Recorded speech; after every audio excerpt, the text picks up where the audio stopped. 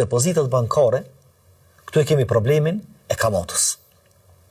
Këtu e kemi problemin e kamatës, sepse depozitoj parat, ose afatizoj parat deri në afat caktume, edhe e merr një 2% ose një 3% më tepër.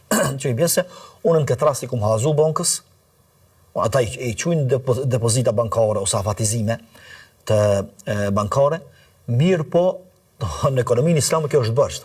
Unë ja kum hazu, i kum dhënë bërsh bankës 10.000 euro, banka më thotë nëse nuk i tërheq këtu për një afat caktuar, atë japim 10.070 euro ose 10.100 euro, varësisht, sipas e domthon kjo i vjen që unë po fitoj, domthon borx po jap më pak edhe po marr më shumë, që kjo është pikërisht, kjo është kamata. Mirë, cili është dallimi mes depozitave bankare edhe debit kartelës?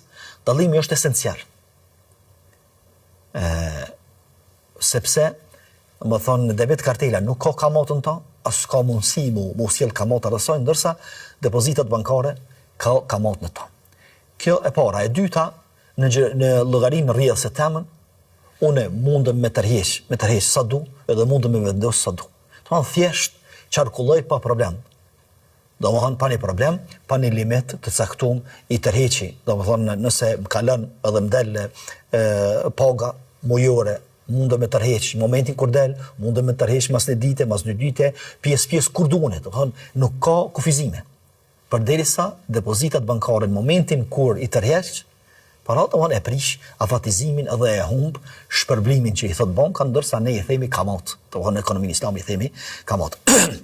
Kështu që depozitat bankare ose afatizimet nuk lejohen. Nuk lejohen, janë paratë tona, mirë po nuk lejohen këtë formë që pastaj me ia dhon bankës si borxh dhe pastaj na me përfitu për i borxhit